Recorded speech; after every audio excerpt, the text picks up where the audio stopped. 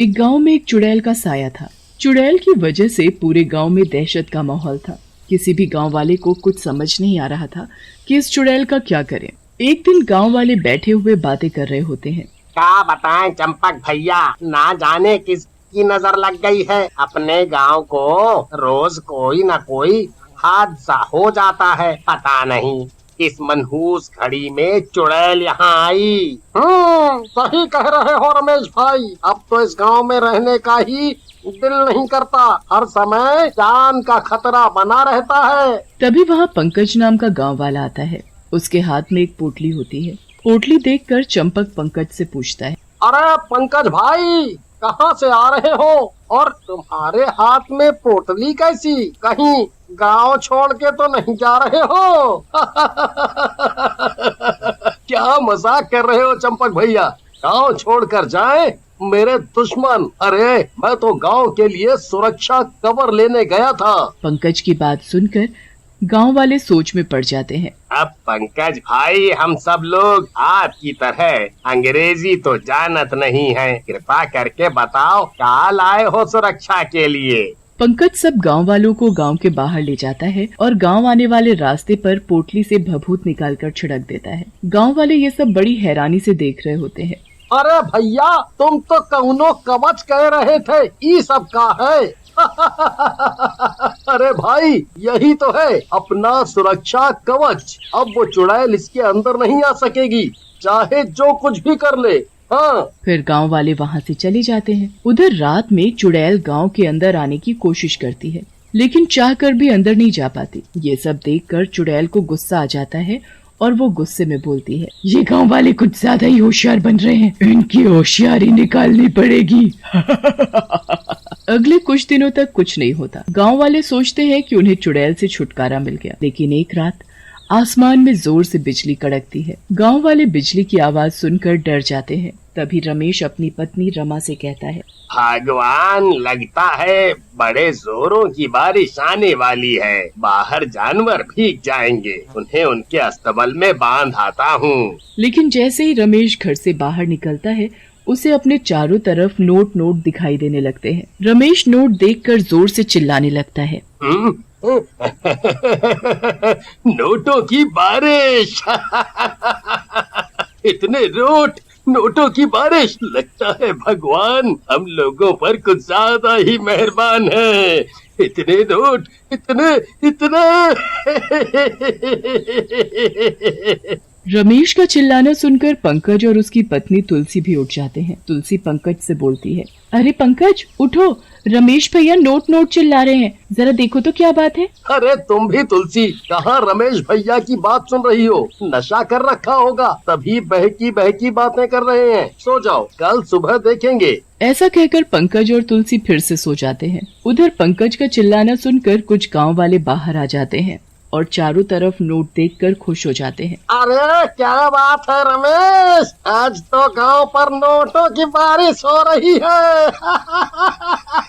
भैया लूट लो जितना मिले। ऐसा कहकर रमेश, चंपक और बाकी गांव वाले सड़क पर पड़े नोट उठाने लगते हैं। जल्दी ही वो सड़क पर पड़े सारे नोट उठा लेते हैं। तभी रमेश की नजर गांव से बाहर पड़े नोटों की तरफ पड़ती है। ये मूर्ख गांव वाले गांव के अंदर पड़े नोटों को ही उठा रहे हैं। असली माल तो गांव के बाहर पड़ा है। इससे पहले किसी को पता चले, मैं जल्दी से जाकर सारे पैसे लूट लेता हूँ।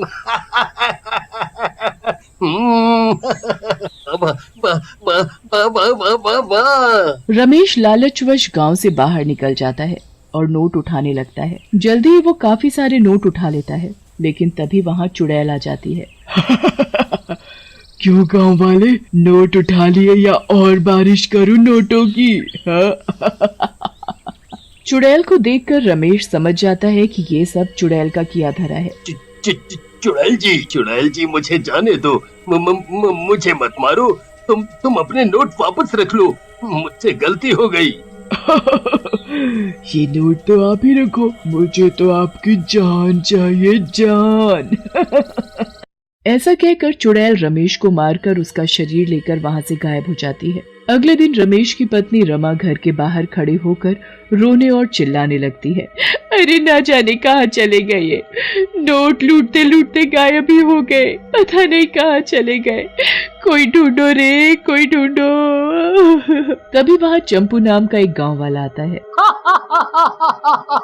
अरे रमा दीदी, आप भी फालतू में चिंता कर रही हो। अरे नया नया पैसा लूटा है रमेश भैया ने, कहीं मजे ले रहे होंगे। आप रो मत, हम आए ना यहाँ पर। चंपू की बात सुनकर रमा को गुस्सा आता है और वो चंपू को पकड़कर बोलती है, रुक करम चले, तुझे बताती हूँ अभी। एक तो मेरा पति लापता है, ऊपर से तुझे मजाक सूझ रहा है। रमा चंपू को पीटने लगती है। अरे अरे अरे अरे मर गया रे। अरे भाभी छोड़ो मुझे, मैं तो मजाक कर रहा था। हाय माफ कर दो मुझे।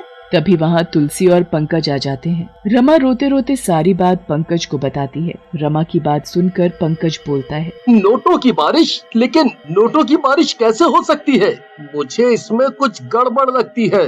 तभी वहाँ खड़ा गांव वाला कल्लू गुस्से में बोलता है, पंकज भैया, आपको तो हर बात में गड़बड़ ही लगती है। गांव वालों के साथ कुछ अच्छा हो जाए बस है। अरे हरे हरे नोट बरसे थे, मैंने खुद लूटे थे। मैं तो कहता हूँ रोज ऐसी बारिश होनी चाहिए। गांव वालों को गुस्से में आता देख पंकज वहाँ से चला जाता है। उधर उसी रात गांव वाले लालच के कारण सो नहीं पाते और घर के अंदर लेटे लेटे बारिश होने का इंतजार करने लगते हैं। आज एक बार फिर नोटों की बारिश हो जाए तो मजा ही आ जाएगा। मैं तो अंबानी के बराबर का रईस बन जाऊंगा एक दिन में ही। तभी बादलों के कड़कने की आवाज आती है। आवाज सुनते ही गांव वाले बाहर की तरफ भागते हैं। बाहर आते ही गांव वालों को आसमान से नोटों की बारिश दिखती है। गांव वाले बिना सोचे समझे नोट लूटने लगते हैं। आजकल तो भगवान जी मेरी हर बात सुन रहे हैं। लगता है वो चाहते हैं कि मैं अंबानी बनूं। उधर गांव वाले नोट लूट रहे होते हैं। इधर कल्लू और नोटों के लालच में गांव से बाहर निकल जाता है और जैसे जैसे वो गांव से दूर जाता है उसे और नोट मिलते रहते हैं। कल्लू नोट उठाते उठाते थक जाता है और एक जगह बैठ जाता है। अरे बाप रे, मैं तो थक गया नोट उठाते उठाते। रुक जाऊं, आराम कर लूं, फिर उठाता हूँ नोटों को। लेकिन जैसे ही कल्लू बैठता है वहाँ चुड़ैल आ जाती है। क्यों कल्लू, इतनी जल्दी थक गया? अंबानी कैसे बनेगा? अभी तो कितने नोट लूटने हैं। कल्लू चुड़ैल को देखकर बोलता है, ओ, तो ये सब तुम्हारा किया धरा है। तुम गांव के अंदर नहीं आ पा रही हो तो पैसों के लालच में गांव वालों को बाहर बुला रही हो। अरे वाह, तुझे तो बहुत जल्दी अकल आ गई। लेकिन अफसोस, ये सब बताने के लिए तू जिंदा नहीं बचेगा। ऐसा कहकर चुड़ैल कल्लू को भी मार डालती है और उसकी लाश को लेकर वहाँ से चली जाती है। फिर ऐसा कई दिनों तक होता रहता है। रोज रात को नोटों की बारिश होती और कोई न कोई गांव वाला गांव से गायब हो जाता। ये सब देखकर पंकज अपनी पत्नी तुलसी से बोलता है, तुलसी, ये हो न हो चुड़ैल का किया धरा है, लेकिन ये बेचारे गांव वाले पैसों के लालच में कुछ सुनना ही नहीं चाहते। लगता तो मुझे भी ऐसा ही है, लेकिन हम भी क्या कर सकते हैं जब कोई कुछ सुनना ही नहीं चाहता। लेकिन हम ऐसे अपने गांव वालों को मरने के लिए भी तो नहीं छोड़ सकते, चाहे कुछ भी हो। फिर पंकज तुलसी को अपनी योजना बताता है। उसी रात गांव में फिर से नोटों की बारिश शुरू हो जाती है। पंकज और तुलसी भी नोट उठाने लगते हैं और उठाते उठाते गांव के बाहर चले जाते हैं। जैसे ही वो दोनों गांव से कुछ दूरी पर पहुंचते हैं, चुड़ैल वहां जाती है। अरे वाह, आज तो आदमी के साथ एक लालची औरत भी आई है। वाह, मजा आ गया। लेकिन चुड़ैल को देखकर पंकज और तुलसी मुस्कुराने लगते हैं। तुम दोनों मुझे देखकर मुस्कुरा क्यों रहे हो? तुम्हें मुझसे डर नहीं लगता? तुझसे और डर? चुड़ैल जी, इस गांव से मैंने ही आपको निकाला था और इस दुनिया से भी मैं ही आपको निकालूंगा। तो तू था वो जिसकी वजह से मुझे ये सब करना पड़ा। मैं तुझे जिंदा नहीं छोड़ूंगी। ऐसा कहकर चुड़ैल पंकज की तरफ बढ़ती है, लेकिन तभी तुलसी चुड़ैल के पेट में त्रिशूल मार देती है। त्रिशूल के लगते ही थोड़ी देर में चुड़ैल